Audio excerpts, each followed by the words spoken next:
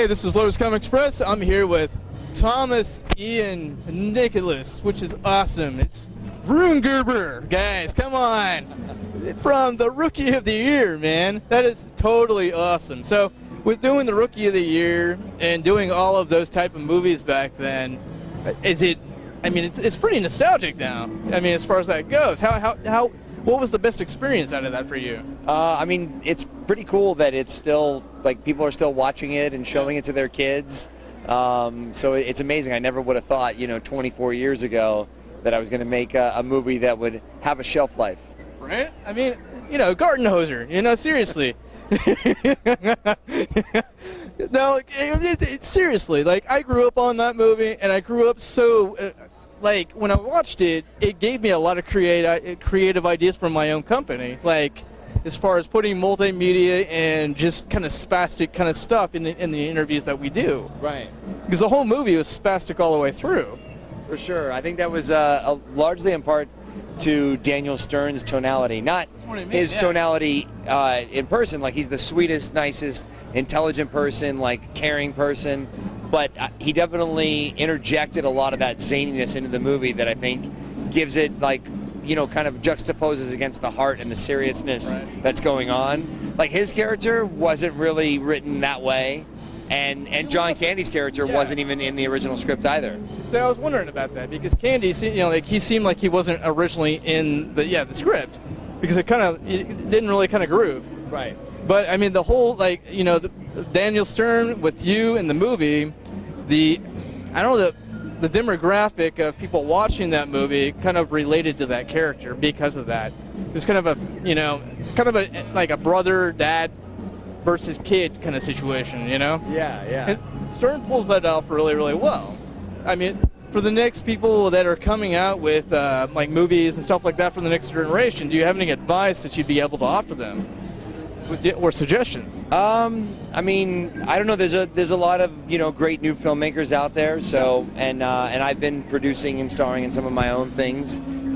For instance, The Lost Tree that just came out in theaters, I produced and starred in. It'll be out on Redbox and VOD. Very awesome, by the way. Thank you. Yeah, the next one comes out in theaters on February 2nd. It's a vampire movie. That is awesome. Living Among Us, and then of course I'll be producing Handbook for Mortal. Well, you're going to get to read it since we gave you a copy. Absolutely. Can you tell us a little bit about it for the interview purposes? Yeah, it's a fantasy, and it centers around a young woman who moves to Las Vegas to join a magic show, and it turns out she can do real magic. That is awesome. That is very cool. And did you guys have any inspiring ideas on how you came up with the initial idea itself? Well, Lanny's the one that conceptualized the story, and she originally wrote it as a screenplay. Okay. And then adapted it from her own screenplay into a book.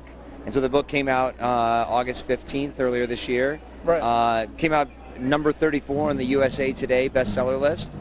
And like I said, we're going to be producing it into a feature film, starting pre-production later this year. Now, with the films that you're doing now, as versus the films that I got so excited about on camera, like Rookie of the Year, how's that different for you? Is that different than, like, saying, Rookie of the Year from back then? And in what way is that different for you? My focus now with things that I'm producing is always just the same. It's telling a good story. So there's really a similarity between the two. Okay. And that the films I'm the most proud of that have probably lived on the longest are, the ones that have a good, compelling story. I would agree with that. Because that's why I watch, obviously, movies and play video games. People play it for different reasons, but the story is literally the premise, So, I would agree, is all I'm saying.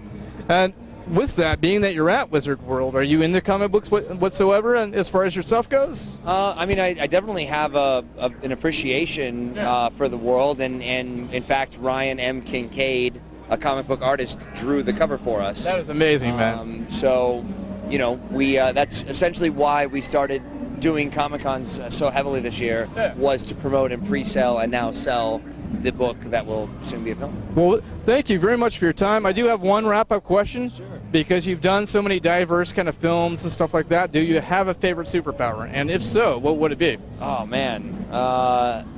Favorite superpower? Or I think if you had a superpower, what would it be? I think probably the the coolest one would be Wolverine and like Rejuvenation. Yeah, that's awesome. Well, thank you again, man.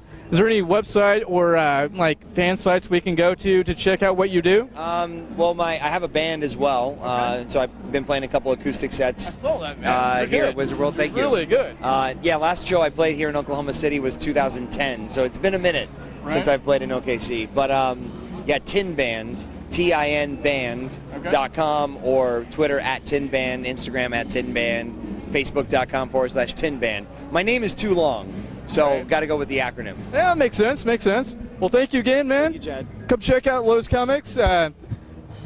Ruin Gerber, guys, come on, give it up. And we'll see you here right next time at lotuscomics.com. Thank you. Bye-bye.